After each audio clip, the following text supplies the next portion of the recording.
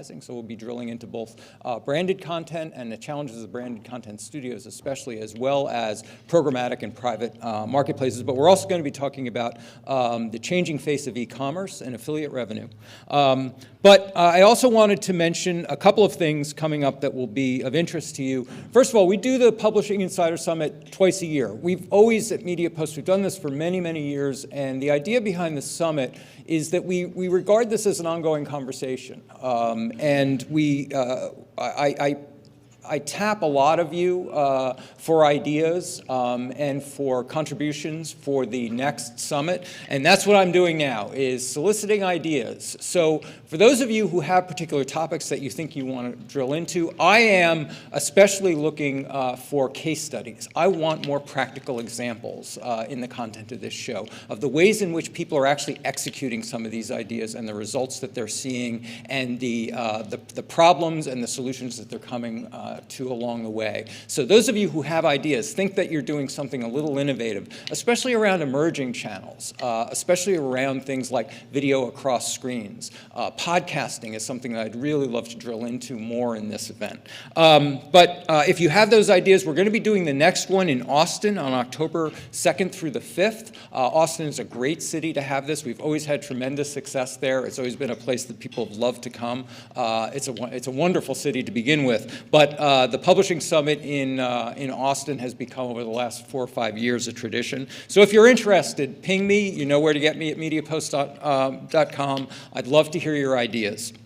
Also, as you may know, most of our events are really about the buy side, where we bring, in this format, we bring together marketers and brand advertisers for a number of events. So for those of you who are on the sales side, while we don't have you as speakers to those events, you certainly might want to consider attending some of them. In Tahoe, every year for many years, we've been doing the Brand Insider Summit, and this year we're going to be focusing on the CPG segment. So we have loads of people. We have people coming from Georgia Pacific, from Pepsi, from a number of the emerging direct-to-consumer brands. That's one to watch. And then also we're going to have our programmatic and our data and programmatic summit there as well. This is the brand summit is going to be August 18th through the 21st. The data and programmatic summit, the 21st through the 24th. We have a lot of brands there and a lot of the major agency media buyers for the data and programmatic show. So those are you can check our calendar and see them there. Today we want to start with an old buddy of mine, somebody that I interviewed many times for the many years that I wrote for Media Industry Newsletter, which covered the magazine industry.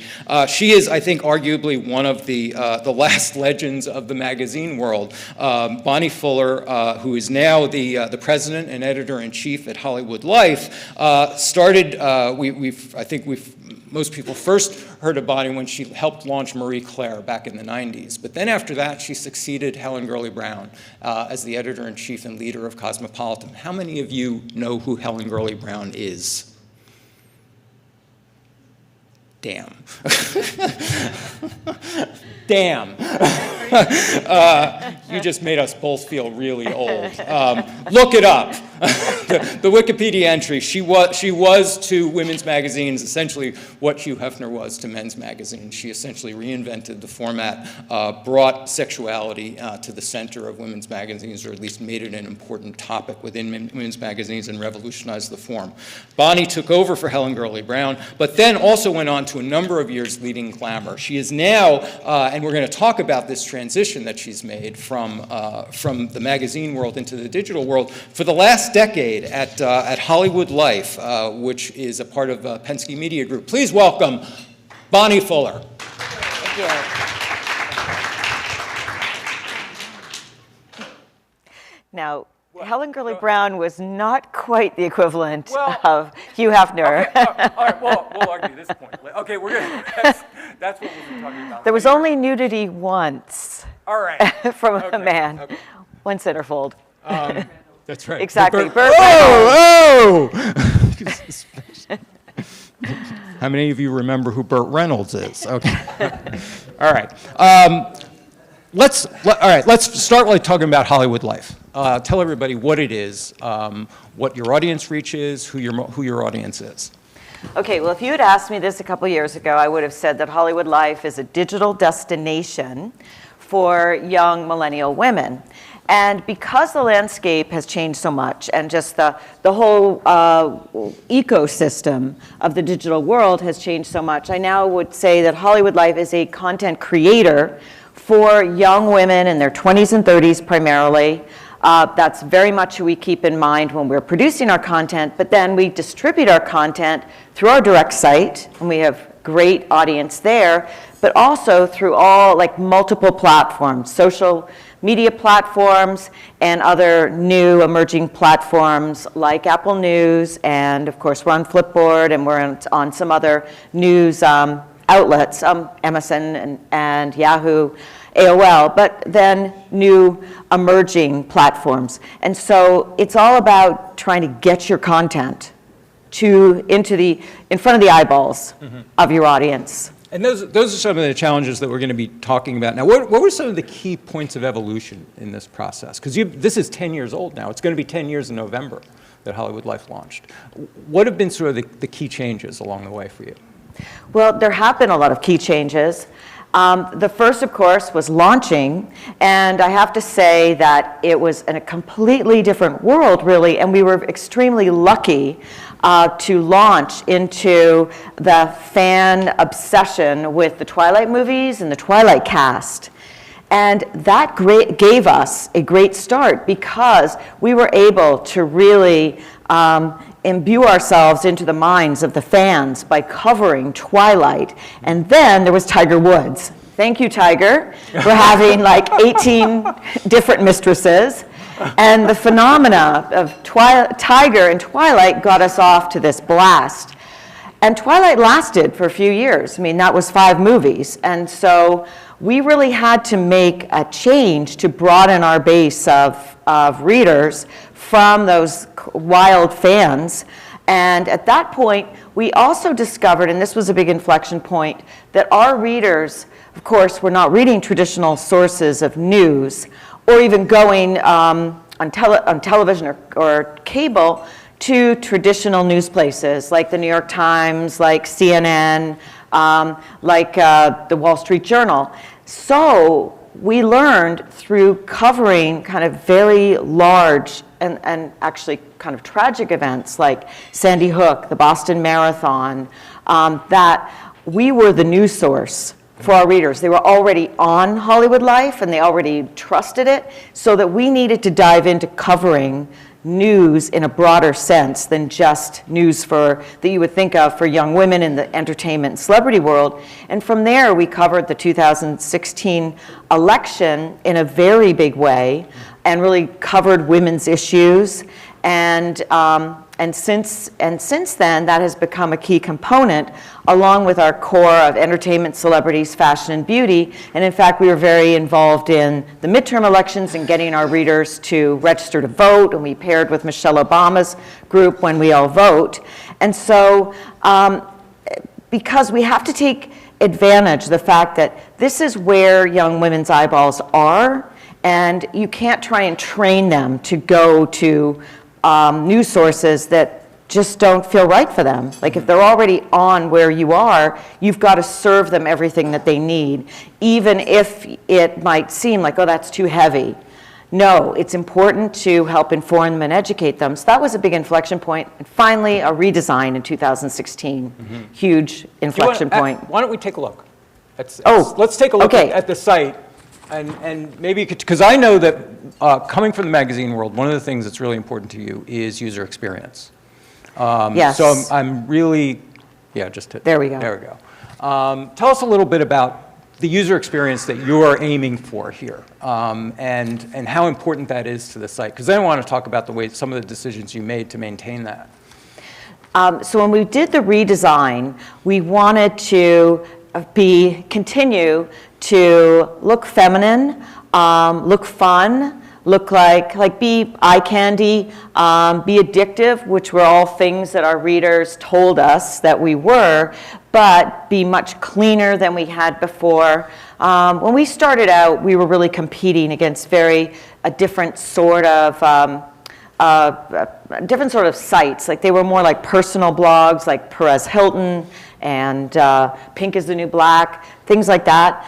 But as we grew, we were competing against more traditional entertainment sites. And so we wanted to evolve and grow up our look and yet retain youthfulness. And we also wanted to be extremely easy to navigate. So we established separate channels for entertainment, fashion, beauty. And when we came to big award shows, which were huge for us, we'd have separate channels on the Oscars and on the BET Awards, which is coming up, would have its own separate channel, Super Bowl. So these things were very important. Then the other thing is that we also, as we continued to grow, really wanted to focus on more firsthand interviews and exclusives and on-the-record reporting. And let me see if I can get another slide. There you go. Okay. And so, really improve the quality of the content. So it wasn't just fun and informative, but it also gave our audience, which really cares a lot about in-depth information about the celebrities, the TV shows, the music stars that they love. We wanted to give them their own voices, to be able to hear these people on our site and to feature them. We also introduced, this is just an example of a new gallery that we introduced because, as you know, over the years, tech changes and develops, and we needed to get a faster loading gallery that was clearer, and anyway, this has done fantastic for us. We also introduced our own photography and our own photographers shooting exclusive portraits of the entertainers, the talent, and even, listen, we interview politicians and women who are, occasionally we will interview women entrepreneurs, things like that, so get great portraits of them. And I mean, here we have Lamar Odom, who came into our photo studio and did an exclusive interview with his new books. There's an example of how we can blow that up on a section. And here are some of the channels that we developed when we were, in order to give better, more in-depth coverage, we set out to interview Oscar contenders, talent in front of the camera, behind the camera, feature it in a special section. We did the Emmys. We just did the Tonys for the first time. And readers are just loving that, both that we are doing this and also that it's all aggregated for them in their own channels. And then this is showing you our Rock the Vote coverage. Of course, social media has been extremely important to us, and I would say that one of our biggest successes that we've worked really hard at is our YouTube channel, which has got over 2.7 million subscribers. And it took a lot of tinkering to figure out the exact type of videos that would work for us. Because, and we learned things like you can't expect in your YouTube channel to do, like, you can't do hair and makeup videos if what your audience really expects from you is great news, entertainment news. We found that YouTube's kind of segmented that way, that if you're going to do a makeup, how to put on your makeup, then your content better all be about how to put on your makeup. And anyway, this has got something like 1.7 billion views at this point. You also get a different audience on YouTube? Yes. Yeah. And that's another thing we learned, is that it is definitely a different demographic that is going to YouTube. For us, it's the younger end of our audience, more the 18 to 24-year-old part of our fan base. But the other thing too is that there's a group of celebrities who are just YouTube celebrities, and we found that while many of them wouldn't cross over into interest on our site, covering YouTube celebrities on YouTube has really worked well for us, and we've developed great relationships with Logan Paul, and so YouTube as a medium has created its own celebrity culture, and exactly. Now you have discovered, as a celebrity news outlet, this is a place to cover, both be in it, but also cover it, and it's a Exactly. whole new world. It's a world unto itself. And it's interesting because you can cross over with other YouTube stars. Like, I mean, Logan Paul's up there, but he's had us on his podcast. We cover his antics. Mm-hmm. He's called us out in his videos. So it's really fun to kind of, and we do that with some of the other YouTube celebrities as well. Let's talk about the distribution challenges, because one of the things you've said to me a number of times lately is you would not want to have to do this now. What you did 10 years ago, you would not want to have to start this now. And part of it is the distribution challenge that you're facing. Let's talk a little bit about, for instance, your main channels of distribution and how they've evolved recently. Well, I would say that for us starting 10 years ago, and I think for anybody who started 10, 12, even 15 years ago, I mean, at this point, it's like ancient history, but it was very much like the Wild West. And that anybody who had a voice and a computer could start their own website or blog, and they could get placement in Google.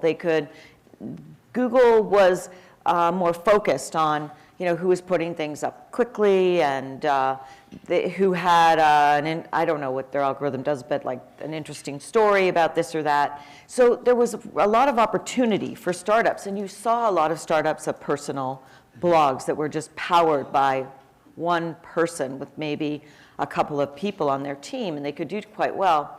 And I think that because of just so many factors, that algorithms have changed significantly, and I think in many ways it's good because the Google algorithm, and Google do great on organic search and also on mobile search. We do really great on that. But I think that Google has made a concerted effort in the last few years to not surface news sources that really are not legitimate. Mm-hmm. And I think that a startup could get caught in that kind of an algorithm change because they haven't built authority and expertise on the web. So I think that's what would make it a lot harder for them, whereas it was such a free-for-all before. And I think in many ways, though, the change is important because if you're a legitimate news source like we are, it can be very helpful. But it also changes another thing that it does is it actually changes your competitive set. Yes. Doesn't that? I think that's a really fascinating part to this that you've discovered, is how the algorithms that are also helping to bring up and favor more respectable sources are actually putting you into a different competitive set than you're used to. Well, again, when we started out, we were competing against a lot of smaller blogs that are getting higher placement. Today, we are in more of a traditional set of competing against People, Us Weekly, E-Online, TMZ. When you think about who are the big entertainment celebrity news sources, we are in that mix, which is a good thing, but it is different than when we started. But the other thing that is kind of interesting too is that you find yourself competing against very well-known legacy news brands that are not really entertainment sources, and yet because they are so they get high ranking in the ecosystem, we can find ourselves trying to compete for a top slot on a Bachelorette recap with the Washington Post, right? Which is like, what? I can assure you, young women are not going to the Washington Post to read about the Bachelorette, but because listen, algorithms aren't perfect, but you can find yourself in competition against some of the Goliaths who just have the resources to have very broad coverage. Yeah, and the algorithms are not necessarily favoring expertise. And again, this would make it especially not hard. in a sort of a core interest. Exactly. So you couldn't build. It'd be harder and harder. It'd be harder now to build that legitimacy simply by having expertise without necessarily that pre-existing brand to help drive it.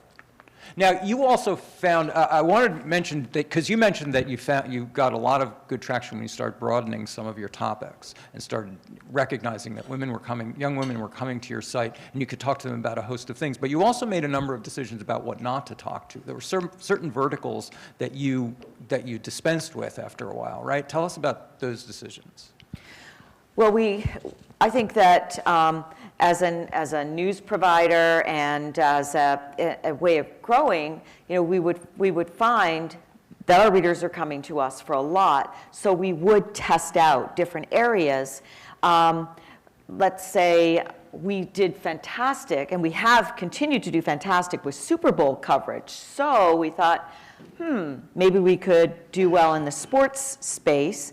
And we took a delve for a while into that category, covering things like the NBA Finals, which were last night. But we found that, yeah, the Super Bowl works really well, but there's so much of a celebrity and entertainment element to it. And that the NBA Finals, for us, will only work well if you've got celebrities. Like our Drake stories did great, including one last night about how worried he was about that the Golden State Warriors were going to end up winning the game, and about Ayesha Curry and Steph Curry and his daughter. Like that celebrity angle would work for us. However, the straight, we couldn't compete in the straight sports coverage. I think that we're going to do well as the women's soccer tournament continues, because again, there's the women care about female celebrity athletes. They admire them, they know them, and so they're not just sports stars. They are celebrities in their own rank. So that can work well. So that's one example of went down the road, learned what worked out of it, and we're continuing to build on that, but what didn't make sense. I mean, listen, we're a small team. You have to focus your resources where you get the most bang. Another thing that you did was you, unlike a lot of sites in your category, you tried e-commerce and then decided against it. Tell us about that experience and what your thinking was about including e-commerce as part of the revenue mix. Well, we saw other sites doing e-commerce and doing affiliate links, and it's just like sports. We thought, okay, let's dip our toe into the water, see what we can do and what we can learn. And this was probably about 3 years ago at this point, maybe a little longer. And what we found is that it's very difficult to convince or to take a reader that's coming to you for editorial and for news and to then change their intent to actually buy something. Because most people, when they think about, hey, I want to go shopping, women, I want to find shoes or a purse or a dress, the first instinct is not to go to an editorial site. The first instinct is going to go to an e-commerce site. And there's just so much more that e-commerce site can offer. They go right to Amazon. And so the first job is trying to change complete reader behavior. And that, I think, is really challenging, and we found that. And though we worked on it and tried different things, we did affiliate links, we ended up feeling like the amount of work that we were putting in to generate a certain amount of revenue, that was not worth the distraction for us, again, as a small team, from doing great content that was a natural for our readers. That's what they were coming for. And I think, sometimes, maybe we'll revisit it down the road, but I've seen some editorial competitors to appear to me to have pretty much changed from editorial sites to e-commerce sites. And that's a decision that they appear to have made. And I guess if you're going to go all in, then eventually you could change and you could start to rank as an e-commerce site. Right. We weren't ranking as an e-commerce site. So we had the two things against us, intent and not ranking. I want to talk a little bit more about distribution, since it's core to what you're doing, and the social channels really started becoming challenging, especially Facebook, but others. And one of the things that we discussed a while ago was how you started tapping secondary channels, secondary social channels, and you've actually found some traction outside of Facebook. Apple News, for instance. Yes, I would advise anybody who's in the editorial news business to diversify as much as they can, because you don't have control over your platforms of distribution. And your biggest platforms are Google, and for a lot of editorial outlets, Facebook was massive. And fortunately, at Hollywood Life, we had always diversified. We never had all our eggs in one basket. We never counted on Facebook. So when Facebook decided to not put media content into people's feeds the way that they had, it was something that we were able to cope with. And so we have been really open to looking at other platforms. We already had Yahoo and AOL, MSN, but Apple News is, we were an early, what do you call it, adopter. We got involved with them quite a while ago, and it's been a fantastic place to showcase editorial and to have readership. And we've really built an audience there, and it's great for the brand. Monetizing it, it's been much more difficult, but we are getting some monetization from it now. And I've been talking to a lot of the people here about that. I think a lot of us are very hopeful and are trying new things to try and increase that. But I think as a brand, it is important to have your content out there in front of as many eyeballs as you can. We've also, Flipboard has been a good partner for us in terms of brand exposure, and they send us traffic. There's some new apps, like a Newsbreak.app, Smart News, which we're working with and are nice. Let's talk about the monetization side and how that's evolved for you. How are you, how and where are you? Yeah. I don't know if anyone else has noticed, but Facebook has been improving lately. But I don't want to count on it, but. In terms of just raw traffic? Or, yeah, as a traffic source. Anybody else seeing that? Yes? One? One? Well, it's too bad because we've had such, the readers that come to our page, we get really strong engagement, and our videos do incredible on Facebook and have continued to. So it is such a shame, the change that they initiated a while ago, because as for all the talk about it, people still very much comment and get involved, and you can be back and forth with your audience there. I want to talk about monetization, but let's fold it into a discussion about how this has evolved, because you're a part of Penske Media. Now Penske has acquired another property and is starting to reorganize things. So tell us how that's evolving and how that's going to evolve the monetization side. Well, this was a very exciting development for us at Hollywood Life. At Penske, we have had a lot of fantastic more business-to-business brands like Variety and Women's Wear Daily. And we acquired a new company. Well, it's not a new company, but for us it's new. We acquired She Knows, which has the She Knows brand, Stylecaster, and the Blog Her network. And so it was another female consumer group, and Hollywood Life is just so happy now to have a sister that's female consumer. And what we've done with the company is create a She Media division. It's our first division at Penske that we've had, and we are part of that now. And what that has done is give us access to their direct sales team, because Hollywood Life has not had a direct ad sales team. We monetized and became profitable on programmatic advertising and on ad networks.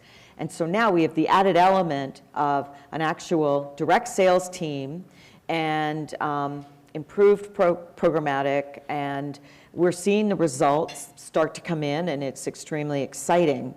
And also just to be able to kind of cross-pollinate each other, not that we share editorial, but that we now are working on some events together. So there's a lot of opportunities for us to grow the brand as part of She Media.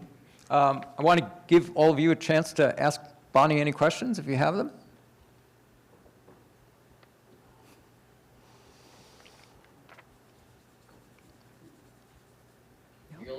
All right. I want to wrap with something in particular that really popped for me in looking at your site and talking to to you and your staff, the ways in which you're treating podcasting, as both as in terms of formats, some of the changes you've made in the last couple of years with podcasts, and just simply the way that you actually are treating them as content. Yes. So we started a podcast, I guess, about 3 years ago, maybe longer. And for us, again, not having a direct sales team, it's not been something that we monetized until we are now going out there and starting to now. However, we have found it a tremendous way to get talent in. There's a lot of talent that likes to talk in a podcast. It's a much more relaxed format for an interview. And what we've been able to do is to use it as a source of content creation. So when we have somebody come in, we videotape the actual podcast that we can cut into an exciting video that we can post on Facebook and YouTube and use on the posts that we're going to write out of the podcast. And from the podcast interview, we at least get 2 stories, great news stories that are unique to us or news breaking, and we then write them up, put them on the site, and we have the video to go in, and we always get a great portrait because we have our photographers there to do exclusive portraits. And so we're able to take the podcast and then create a lot of content that is showcased on the site and on our social media channels. Plus, we could tap into their social networks because we ask them to promote the stories, the podcast itself. And so that's been And great you're too. giving them, and you're giving these celebrities assets. Oh, yeah. The photo shoot is providing them with assets that they can then use in their social channels. Yes, they love it. Yes. I guess what really popped for me about this is that I covered podcasting for many years, and one of my complaints about it as a medium is that publishers have kept it in a ghetto, an audio ghetto, that it's a separate channel, it's hard even to find at the site, it's rarely ever referenced in the rest of the content. And I think what's interesting about what you're doing is the way you're seeing it as a content center, and you're wrapping around it all the different multimedia you're already doing and extracting from that one interview all of these other assets. Exactly. So that, arguably it would be nice to monetize it. You don't even need to monetize it because you've got all of these other things you're doing with it. Right, and they're getting monetized. Right. Because we're monetizing our posts, we're monetizing our videos, so we are getting monetization out of what we're doing. Mm-hmm.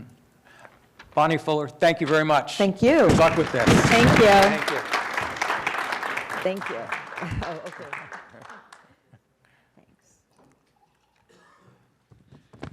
Thanks. We are going to pivot now into branded content, as I think we've already heard both in some of the responses early on in our first survey, but also some of the comments from previous panels.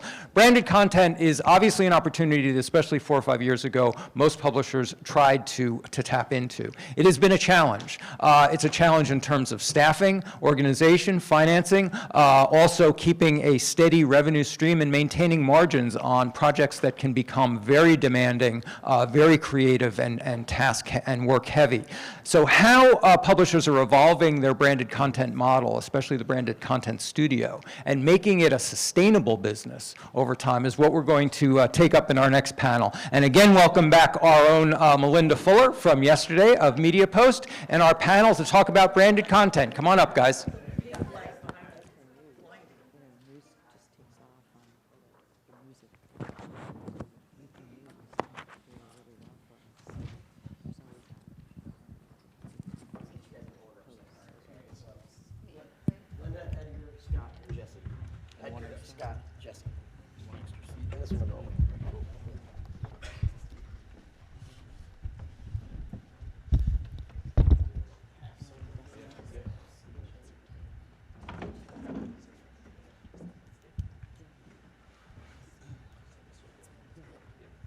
Optimize the circle. You should get one. I'll get my mic.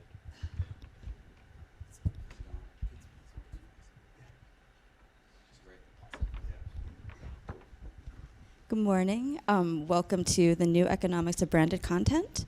We have a great panel with Edgar Hernandez, Chief Revenue Officer of Complex Networks, Scott Messer, Senior Vice President of Media at Leaf Group, and Jesse Shaw, Director of Sales for Bleacher Report. So please welcome our panelists. So I was wondering if first you could just tell us a little bit about you and what your main focus is. Good morning, Edgar Hernandez. I've been at Complex Networks for 10 years now. I'm not sure how familiar everyone is with Complex Networks, but started in 2002. It's a brand creating experiences for millennials and Gen Z, primarily in content, commerce, and events. Some of the things that we're thinking about right now when it comes to the branded content space is number one, distribution. Looking outside of some traditional partners that we've been working with into new formats and outlets, podcasts, in cinema, film. Additionally, we're looking at trying to change up transactional branded content to longer form IP that can then be monetized in different ways long term. And then also leveraging our current IP, shows like Hot Ones, which has massive built-in audience for building branded content experiences around that. Hi, I'm Scott Messer with Leaf Group. We're a publicly traded holding company that operates two divisions of our company. One is marketplaces with brands like Saatchi Art and Society 6 and the other art fair. And then there's the media side of the business, which I'm on, which houses about 62 different website brands. The largest of them being premium ones like Hunker, Well and Good, Livestrong, eHow, some of your old internet favorites. And then some longer tails ones like Gone Outdoors and How to Adult and Sciencing.com. And we operate in a fully programmatic space, a direct branded space, sponsored content. We're into events through Well and Good. Livestrong has a few. Hunker is the leading home and design site on the internet, and we have actually the Hunker House, which is in Venice, California. We have it for the entire year, and we're doing brand activations and meetings, and influencers can actually stay there for the night inside the house, which is a pretty unique experience. Legal is the largest challenge with that. And so we're activating in all different ways, and we're really looking to do similar things, grow our IP, understand how to activate better for brands in a longer term and more economical fashion, I think, where you can start to own the IP and build on top of that. Something I want to hear more from you about. And then more page views and more eyeballs. And if you want to talk SEO, we can do that on a different panel. I'm Jesse Shaw. I'm a commercial director at Bleacher Report, specifically BR Football. And when I say football, I mean soccer. So Bleacher Report, sports platform for next generation sports fans, Gen Z, millennials. The brands in our portfolio, House of Highlights, a Gen Z kind of Instagram account, Bleacher Report Football, and then also BR Kicks. So our goal is to kind of look at sports through the lens of the players and the personalities, and along that way, we're bringing brands into the fold in new and unique ways, which we'll get into in a bit. My background, I've been on the broadcast and social side at Turner Sports for the last 15 years. When we acquired Bleacher Report in 2012, I took a more kind of active role in that business. And then 2015, I moved overseas to open up the Bleacher Report International office and basically grow our footprint globally through the lens of soccer. And recently came back to the U.S. and my remit now is across both businesses, Warner Media and Bleacher Report, to help grow the sport of soccer through new and interesting ways here in the U.S. Great. What does the branded content model look like at your company right now, and how do you incorporate that into the editorial strategy? So we look at branded content a number of different ways.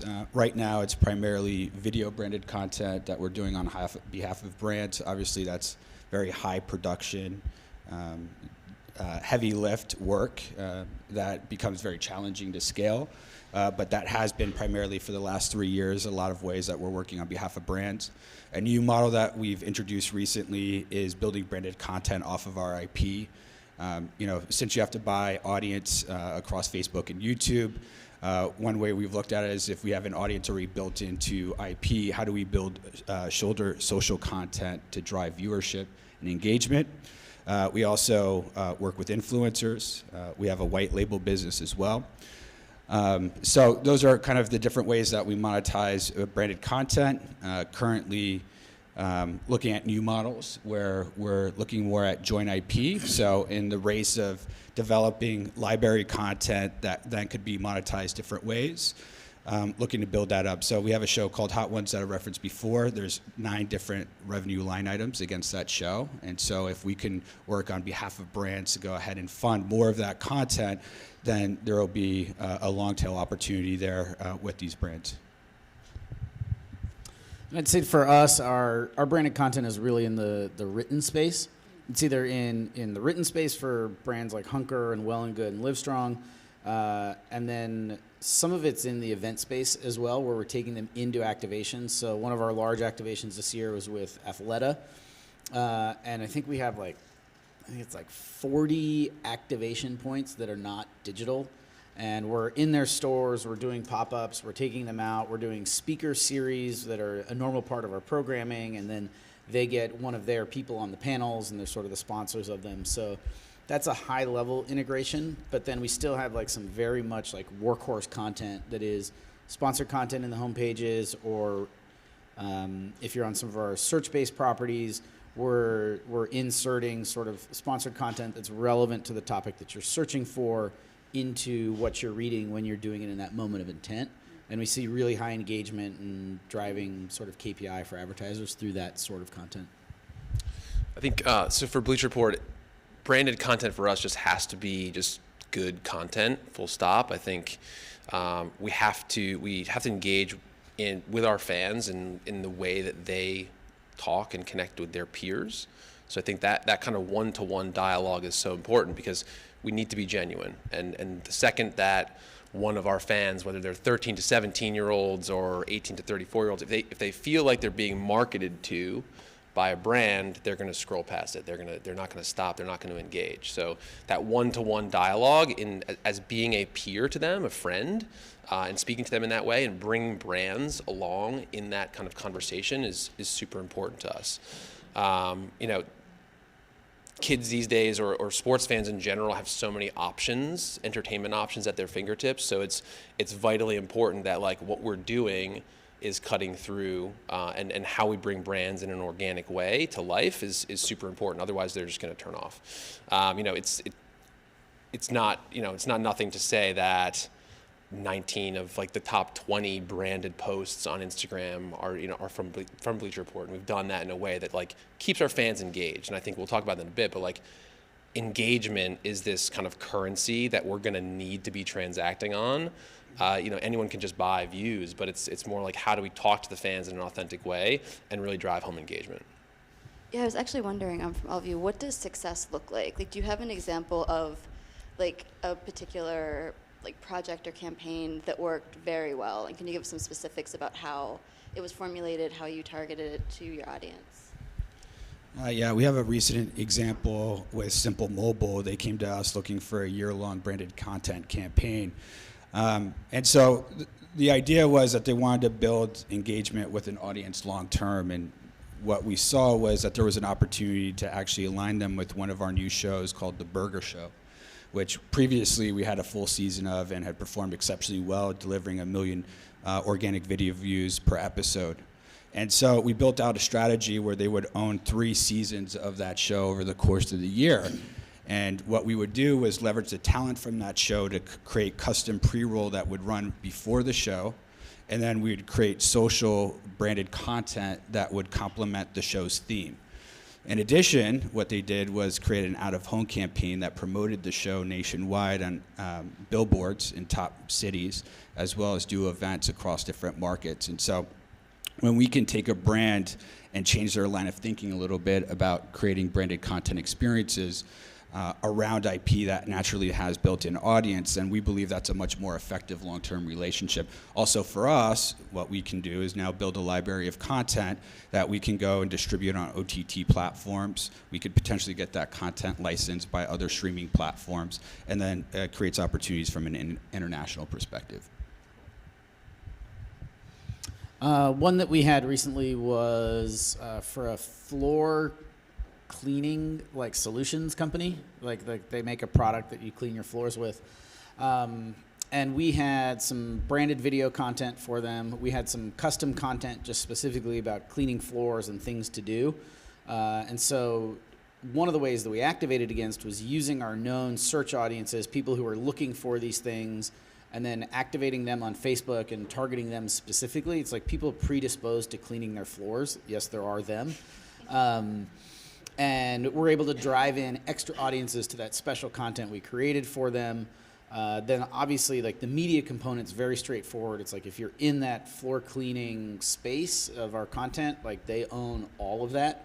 And then we drove some really interesting audience insights for them of like who is engaging with the content. We can look at who's exposed to our content and who read to the end of it as like they just didn't show up, but they actually engaged. And we delivered some really cool insights. And one of those insights, and this is why it's a success, is because they were happy. I think that's like if the check clears, that's a success. The halfway? Yeah. Prepay. Yeah, there are a lot of prepays. So one of the insights that we drove from them was that the audience that was engaging with their content the most, that really surprised us, was a segment that we have identified called pre-movers, or people who are moving. Because what's the last thing you do before you move out of a house? It's clean the floors. What's the first thing you do before you move into a house? So you clean the floors. So this like segment of the audience, and we went back to them with these insights and said, next time we go, like we're gonna make content specifically for them. No more like general floor cleaning. Like we're gonna target our movers population, and that gives us a whole different section of our content and websites that we can utilize for them and different ideas inside the content. And so they're coming back for another round of branded content with us. And I guess that's the second half, is they pay you and then they come back to pay you again. Okay. That's a big success for us. So that's sort of a 360 way for us. For us, I think success would be defined by how we service fans. And we think that if we put the fans first across any of our platforms, yes, or any them of our too. Yeah, across any of our businesses, the audience falls into line, the brands then kind of line up, and then the revenue comes off the back of that. I think that's kind of we know that if we service them first, we're going to win. A recent campaign we did with Under Armour. So I mentioned our House of Highlights brand earlier. It's, again, on Instagram. It's a Gen Z kind of UGC platform on IG, 13 million followers. It's kind of this kind of rocket ship that we have within our portfolio. So Under Armour came to us and wanted to engage with these 13 to 17-year-old kind of grassroots, like, sports fans and players and athletes. So we took over the name of House of Highlights and called it House of Under Armour. And what we did was they wanted to utilize their athletes, which they have The Rock and Steph Curry and Bryce Harper and like all these major athletes out there. We got time with them to post organic UGC content on House of Highlights. And then we put a challenge. We issued a challenge out to our fans to do, what's their hype tape for, their football team in the locker room, or, on the basketball court. How do we rally and put challenges out to the community of 13 million? And what we saw was we featured their talents videos on our platform, and then we also, the payoff wasn't necessarily that the guys in the videos were wearing Under Armour gear. It was the fact that the kids that were submitting these videos got to be featured on House of Highlights. Like, that was the crown jewel. And that was like the moment where the brand really felt like, okay, we have something here. It's not, the payoff is not necessarily a huge spike in sales. Like, yes, that will come, but it's providing an opportunity for these kids to get really hyped up, as they're in the weight room, training for, the next week's game, to get featured on House of Highlights. And for us, if we see branded content that produces engagement at a multiplier of what we're seeing as our just standard premium content, like 2 or 3x in terms of engagement or views, that's a win for us. So that was a recent example for us, and they were super happy. So getting them to come back would be nice too. What KPIs were these brands bring in each of these cases? Since you've got these examples, these great examples there, while you have them in mind, what KPIs were the brands bringing to you at the outset, and what success metrics were you reporting back to them on each of these? I can go first, just because I just went. So for Under Armour, it was having the new Steph Curry shoes displayed in his piece of content that's featured on House of Highlights that was dropping in the next couple weeks. But it's not a specific call out to his shoe. It's more just like a subtle placement of that in the content. And by engaging the community, that it will come to life that's the next thing for the brand. And so it wasn't necessarily about driving a specific number of guaranteed views. It was like, let's tap into this community, 13 million strong, in a completely organic way, and have those guys featured on the platform. So it wasn't necessarily a straight like sales metric that we were staffed with, but we were able to kind of bring everything together in like a UGC organic way. I wish our KPI was like that eloquent, but it wasn't. This is just one example. There's many that are completely written. Ours was a little more straightforward of like on demo reach, which like they didn't even know their demo. They're just like people who are interested in cleaning floors. It is what it is. And then a little bit of like click through and getting them to their site and exposing them to their brand and just putting their brand top of mind at the time when people are thinking about cleaning floors. We have some utility play at times. Yeah, for us, the benefit of doing a year-long partnership is I think you could have multiple KPIs. And first was awareness, consideration, and then purchase intent. So working with a third party, we can go ahead and prove out investing in content experiences like this will actually move the needle across the brand throughout the entire year, which then increases the chances of renewal or larger scale partnerships. So were you doing post-campaign brand studies? Correct. Yeah, I mean, one of the models that we're trying to figure out right now that we're working on is the power of these sponsorships being equal or greater to television. And so if we can prove that out, then there's an opportunity for us to finally try to tap into those television dollars and move them over to our video programming.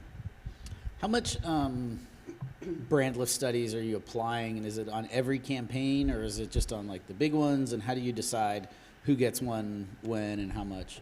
Yeah, it's a good question. We're constantly moving the minimums up to do branded content with us. You know, there's so much transactional branded content out there in the marketplace. It becomes very challenging because all of us and hundreds more are out there talking about branded content. So we have a minimum threshold of investment on branded content in order to get a third-party study. Same for us, actually. Good. And then what, do you have like a target percentage of how much you want to study? Or is it just like we have to do this because we need to give it back to them? Are you using it for like your internal stuff? Like if you move it up far enough, you're not studying enough to have like a really good baseline for everything. I'm not accusing, I'm just asking questions. Yeah. So we're being proactive about who we're including that study with as a way of differentiating the investment versus other partners. Sure. Do you have different levels of studies that you can give people? Yep, there's definitely internal studies that are cost effective. Good word. And then there's third-party studies that can get quite costly. And depending on how deep you want to go with a study, there's multiple studies that you can layer on, and depending what you're trying to prove out, especially. I was going to say for us too, there's some things initiatives that we're launching basically on a quarterly basis. They're called heartbeats for Bleacher Report. So we'll initiate a first-party panel study each quarter specifically to a category that we're looking to lean in on. The first was in fourth quarter 2018 was sneaker culture, and then first quarter 19 was sports betting, obviously being top of mind. And then now the most recent one, which is debuting actually this week, we're like kind of rolling it out, is around world football and soccer. And so what we'll do is we'll do these larger kind of 2,000-3,000 person panel-based studies, but we'll include kind of like our official marketing partners that we work with for the NBA or through UEFA or the NCAA, and we'll include them in these studies about campaigns that they've run with us or just them in general. So we'll have this, it's kind of like part of a larger initiative, but we'll be able to kind of like pick and choose where we bring this to certain brands in like a proactive way. Because obviously the goal is to then, lean into that and show them more as they come on board or re-up or anything. But I think we're kind of taking a proactive approach to them. So then in that study, it's like you're looking into sneaker culture, so you're asking your audience about sneakers, but how is the brand coming into that? So I mean, the brand would be more so like on our BR Kicks Instagram account.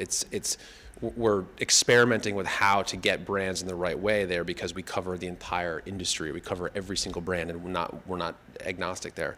So I guess it goes back to figuring out how we can work with those brands in the right ways to be proactive on the study side, or get them some research that is actually tangible for them. But yeah, we're continuing to evolve, I think, in the sneaker culture space. Edgar, you guys doing proactive research? Yeah, absolutely. I mean, the difference in the marketplace is knowing your audience to a depth and degree that is going to develop long-term partnerships. So a lot of the research that we're doing is understanding the pillars that we play in. So food, music, sneakers, art, entertainment, and gaming. And I think the brands that know their audience best are able to put forth the best strategy, which then, in the world that we're starting to live in that looks at our brands versus agencies, it starts to get into a really interesting place, and where we start acting as an agency on behalf of brands based on the level of data and insights that we have on the audience. And so thought leadership comes from developing these types of reports and studies that brands are now wanting to see on the regular, but not willing to pay for them. And so you're doing that outside of these branded studies that we talked about previously? Yeah, correct. This is just us understanding the audience and then being able to contextualize that for the brands in a way that would then allow them to understand how they can play in that space. Everyone's trying to reach millennials and Gen Z, but they don't understand it. So that's deep. That's true. So it's, I guess, in all of our best interest to be out there educating them. That's also interesting, because that comes with the culture of our work and our workplace and the environment too. If you walk around Bleacher Report, it's everyone there, or these younger folks that are working with us have the style, and they're wearing the off-whites, and they're wearing the hoodies, and they live and breathe sport culture. And they're the ones that are creating the content, because they know what resonates with their peer group, right? So I think that's really important. Is when a brand or partner of ours comes into our office, and I'm sure with you guys too, they feel it immediately. They see this massive mural of Michael Jordan. There's a basketball court. It's everything is open. It's just we kind of live and breathe the sports culture side for our business, and I think that's the authenticity is kind of played out. It's that's what makes it kind of more genuine for us. It's almost replaced, that information has replaced a traditional sales deck. Totally. And that's what we're out in the marketplace really leading with, versus stats about the size of our scale, because Facebook or YouTube huge, can come in right afterwards, and it's scale means nothing today. Yeah. I think all of our decks now, scale is out. The big 16 billion, that number that opens, those are out of all of our decks. Because there is bigger scale everywhere, and there's deeper reach, but reach and depth, that is impossible. But you can buy it too, right? So if gone, I think for us, we're starting to see gone are the days of just throwing a guarantee view number on a branded content proposal. That's, anyone can just go out and do that and buy views. It's that next level of engagement. O&O specifically, guaranteeing that view number without having to put paid behind it. And I'm sure you guys do this too. Mm-hmm. That's huge for us, being able to confidently say, we'll deliver this campaign of 2 million views, O&O specific, straight on our O&O, whether that's social or desktop or mobile, without having any paid behind it. And then social, your O&O? Actually, yeah. Okay. Our social, I like it. So our brand, our brands on social, we borrowed and operated. Correct. We're frenemies, right? Yeah. Yeah. I would, to be honest with you. But, yeah. Can I switch gears for a second? Yeah, totally. Okay, we're still going to talk about branded content. A really interesting thing, I think, with Complex, and this is about the economics of branded content and cost, rising costs. You guys comp sellers on net? And they have net goals. Is that right? Yeah, that's right. Let me back up for a second. Yeah, sure. Everybody here, traditional sales models, you are comping your direct sellers on the gross revenue. So their target is 2 million. 2 million comes in the door. You spend a bunch of money. They still get comped on the 2 million. Is that correct? Is everyone? Yeah. in that model? Is anyone not on that model? Raise your hand, Edgar. Well, yes. I think we identified. Okay, now let's begin. Yeah, so at the end of last year, we started playing around with changing from a top line comp package to a margin-based comp package. And if you look at the way our business is lined up, we have individual sellers who are selling programmatic, transactional, events, branded content, at larger agency-style relationships. So there's multiple different line items that they're having to sell against. And a top-line model doesn't really have them be operators of the business and truly understand the business mix and where the revenue's coming in from. So in order to make us more efficient and more profitable, the idea was to go to a margin-based comp package. And so we've started to hear that in the industry over the past 24 months, and that's where we started to explore it and introduced it at the top of this year. And I could say that already for this year, especially in this marketplace, it was the right time for us to go in that direction, but has increased profitability for the company tremendously. Because now you have 25 salespeople out there who are developing plans, not only obviously to service the brands that they're working with, but also to service the business versus pushing any deal forward, not really understanding the economics of the deal. I think for a lot of learnings. Yeah, it was, and mistakes were made for sure. First time that I had in my career introduced that. But it takes a lot of education and a lot of upfront communication. So probably about 5 months in advance, I started seeding it out there strategically to the sales team that we were starting to head in that direction. But it took about 3 months of education and having a fully built out deck, having them understand why. And the comp packages were very complicated, more so where I had to build formulas for every model so that they could see what the translation of top line to margin was, so that top line still played a part as a Trojan horse so that they didn't get totally freaked out. And so that they can go ahead and build their own formula. So they're tracking in a table every single day how they're getting to goal. Were the compositions of the deals changing or simply the price structure? Compositions of the deals were changing. And we've moved to a video first product over the past couple of years. So we have a video slate of 20 plus shows that we're producing. Those are deficit funded. We want to get those shows sponsored. Obviously it benefits the company. Then we'll go try to monetize that content in a second window. So we have about 16 shows on Netflix and Hulu right now. We have international licensing deals around that content. So we want to incentivize the seller, so that's a highest margin product. So they are now pushing because they're incentivized to sell that product more so than some other products that are lower margin. I'd say for us, we are like most of you guys. I think we operate on the gross number and we comp our sellers that way. We feel that does, when you have programming and our social team and our content creation team and production and sales working in unison together for idea generation on the front end, we feel like the best ideas are developed in that way, and our sellers are comped that way as well. Differing models. I think it's really interesting what you guys are doing. I can see it from my side. Our sellers, that education would need to be exactly the same. Like there would be mistakes made along the way. Getting younger salespeople to understand the optics of the business is really important and valuable. So that's interesting that you guys do that. Yeah, we anticipated a 15% turnover rate because of this new model. We didn't lose a single salesperson due to this new comp plan this year.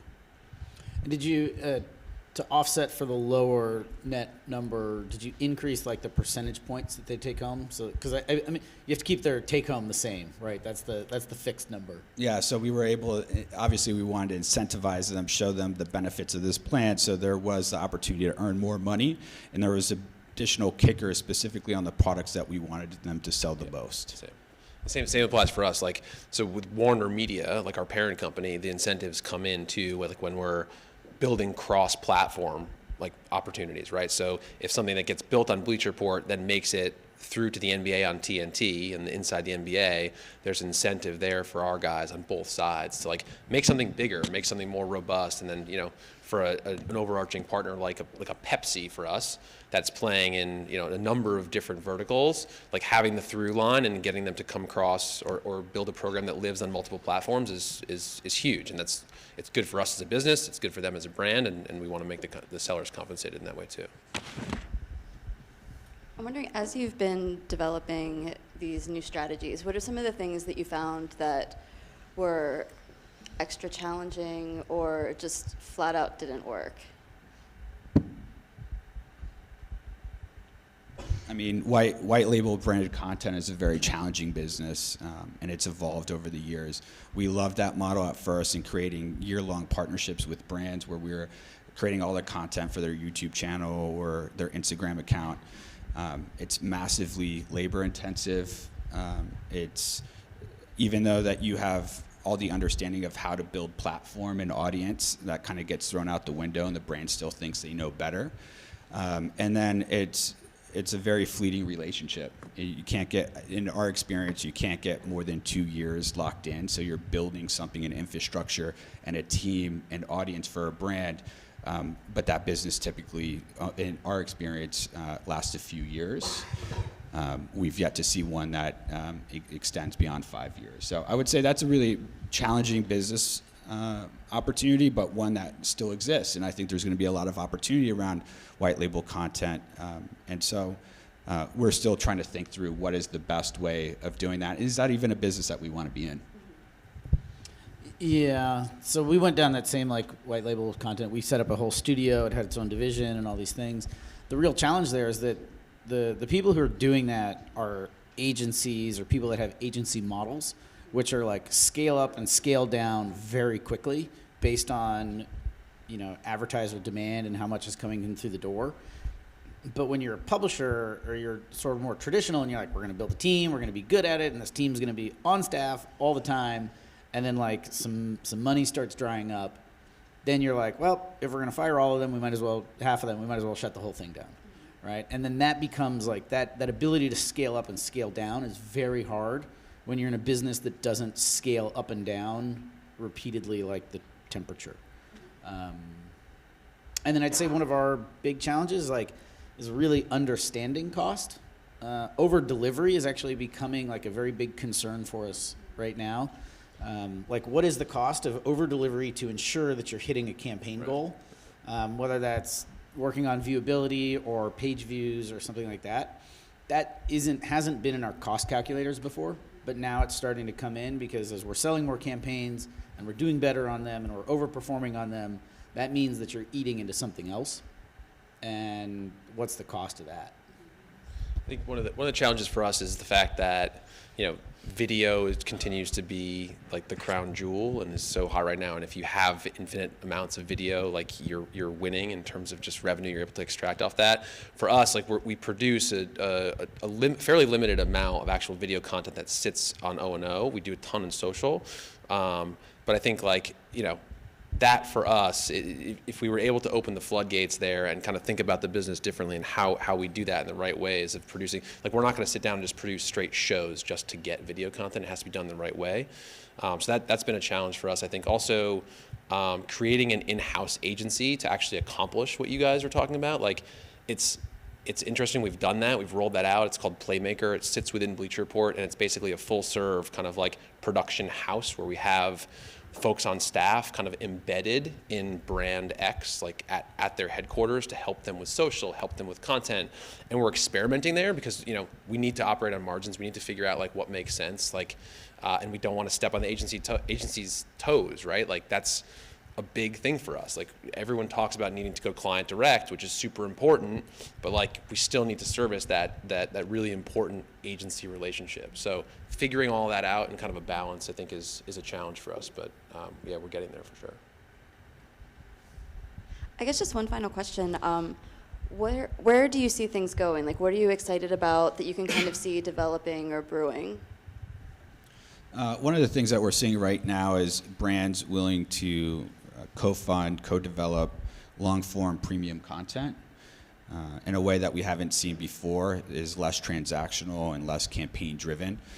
And looking at platforms differently than just O&O, YouTube, Facebook, Twitter, and so on, but more new platforms. So, like a Uncle Drew example of what Pepsi did, I think we're entering an era that brands that have strong voices and strong audiences, brands are willing to take a shot, especially if they're proven in the branded content space, to build that type of franchise. And so what we're seeing is people investing in full seasons of our shows with branded content and its iteration, or co-developing large-scale new series with the opportunity to potentially monetize that content together down the road. And so I think that's a really interesting opportunity of joint IP, where maybe a brand doesn't have the funds to go ahead and create something, a brand meaning like Complex, but another brand can, and then there's a way of taking that much further than our own distribution platform. I'd say two things that I'm excited for would be, because I have two. One is brands are starting to differentiate now between like scale and impact, and that if you can make an impact, and the second part is voice, and getting behind brands that have voice and authority that people listen to, which is for all the people that are doing an okay job but don't develop the voice, you can now rise above them, and you're not competing. They're not competing at your level. So as brands separate scale from impact, you can say like, I'm going to reach 1,000 people with this event, but it will, and there won't be much social follow-up, but there's going to be 50 people at this event, but it is going to be great, and they are going to love your brand, and they are going to become brand advocates of both of us when they're done, and then we're going to go and do that a few more times. They're on board for it, and it comes from risk-taking, it comes from understanding, it comes from not feeling like they're being gypped by sponsored content and just guaranteed page views that are coming out of whatever end of the internet. And so I think there is a real shift there, and publishers need to continue delivering that value and that real differentiator. So keep inventing different ways to bring them in and speak with authority and credibility and do that work for them. I think something that's exciting for us too is the need for diversification of revenue for us as a brand and a business is exciting in allowing brands to kind of come along with us for that ride. So whether it's event activation or merchandising or commerce or extension into live or broadcast. Like I said it earlier, the fans or people that we're talking to or communicating with every day have so many options out there. Like live is something that is live sports is something that it brings you in and keeps you around. So I think the investment for us in live streaming platforms, leveraging all the IP and rights that we have through the leagues and extending that through to Bleacher Report to have different touch points for different types of fans, I think is really important. Figuring out the right way to bring brands into the fold there is that's what keeps us up at night. That's what keeps it exciting. So I think trying to continue to lead the pack in the sports space is what we challenge ourselves with, and disrupting things along the way, failure, thinking about things in different ways. I think that's just that's the nature of the beast. But that's where we see things going, I think. Great, thank you. Yeah. Let's have time. We have time for more questions. Yep. Hi, Matt Polino from TripAdvisor. You guys all spoke to client direct relationships, but I'm curious if you can kind of pinpoint the percentage of proactivity versus reactive to an RFP. Those all weren't direct. Those all weren't client direct. Some of those came through from RFPs. Yeah, it's been an evolution of proactive versus reactive, and what we have found is the volume of proactive that we were once doing wasn't as successful as we thought it was. So we've balanced the amount of proactive work that we're giving for free to brands that doesn't convert. We've reduced that quite a bit, and we have qualifiers to help us understand where it makes the most sense. But as far as your other question of direct versus agency, I would say all our large-scale programs come from client direct. So we know that for a fact. that our biggest and best partnerships will be born at the client side. So we're very proactive in working with clients, but in looking at the ratio of revenue, I would say it's probably 60% through agencies and then 40% direct. Yeah, our percentage of client versus agency is fairly similar to that. I think we have the luxury on our side at Bleacher Report with being tied into the larger kind of mothership of like, we have the relationships with the NBA and all the official marketing partners, with the NCAA, with Major League Baseball, with with UEFA. So we have connections into those CMOs or decision makers at all the kind of biggest blue chip brands for us in sports. So the challenge there is going to them with different and unique ways of kind of like upping a program or renewing or things like that. But those are the biggest, I wouldn't say the best, but like the biggest scale kind of partnerships come straight through the client. And then, you know, for us, like when we were able to tell the agency, like, listen, we've had this conversation and this is how we see things kind of shaping up. Like, we want you guys to be a part of this and feel inclusive. Like, it may feel like an afterthought to them, and we have to be very careful there. But I think it's so important for our business to have like that straight line into the decision maker at the client who knows the business best, which has worked out well for us. I wanted to draft off of Scott's point about internal organization and hiring and how you're staffing this up, because as I've talked to publishers over a number of years, this has really gone through an evolution for a lot of publishers about how they actually want to structure the branded content internally. And one of the challenges, as you said, is staffing. And whether you want an elastic staff, whether you want a permanent staff, how is it structured for all three of you, and what have you learned? How has it evolved? For us, it is largely internal staff, and certainly the creative ideas and the larger pieces of execution, edit, and producers are in-house. When we go into things like video, there might be like day crews that come in. If we're getting to some like really deep like infographic work, we might have people on our freelance staffs that come in and help with those. But you can't be fully you can't have everyone on your team at all times. It's just impossible. But is it a content studio sort of model where you've got dedicated staff to this particular product? We're getting back to that. They are, but they also have like their regular day jobs, which is like being the lead editorial for certain sites. They're playing double duty, but there is like the content studio team, but it's just more on the creative side than deeper into the production.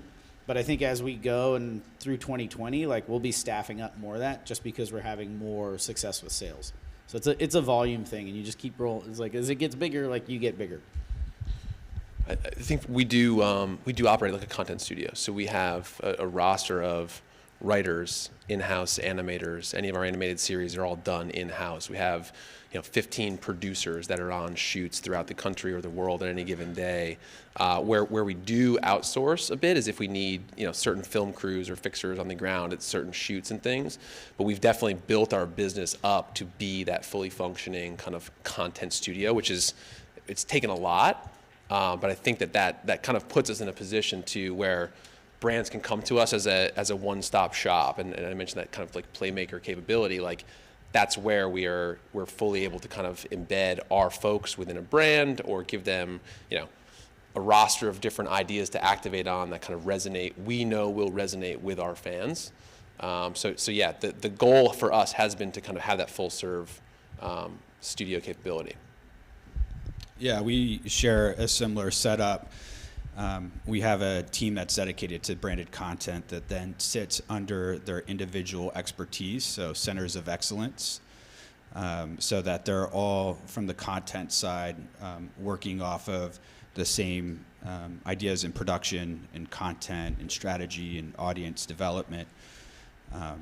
And we keep it a pretty tight crew, and we actually leverage a lot of production company just because the volume is so high. But I mean, we're constantly analyzing how much of that we need to bring in-house versus how much we need to have as a production company, and we're looking at that constantly. One thing that's interesting about that too is like we've kind of found like there is this constant volume that we need to be careful of, just kind of like set it and forget it. Send a crew somewhere, shoot a piece of branded content, get it live, and then move on to the next one. Like, we need to be cognizant about that because we need brands to feel that love. We need to kind of slow down and like not just check a box, which I think we've had some kind of interesting learnings and, things that haven't gone our way. But I think now we're kind of being like, okay, staff accordingly, figure it out where we need to hire out, let's do that, but not be this constant churn of just branded stuff. It needs to kind of come back to being like our core and fit within our core business. And when you said they were vertical, was that like by like, here's your social branded content team, here's your video content team, here's your O&O web? Yeah, that's right. So we used to sit independently where the branded content team would sit between sales and content. And so what we've done is now remove that barrier per se and then put each expert under the verticals we already had existing on the content side. So whether that's production, whether that's social, distribution.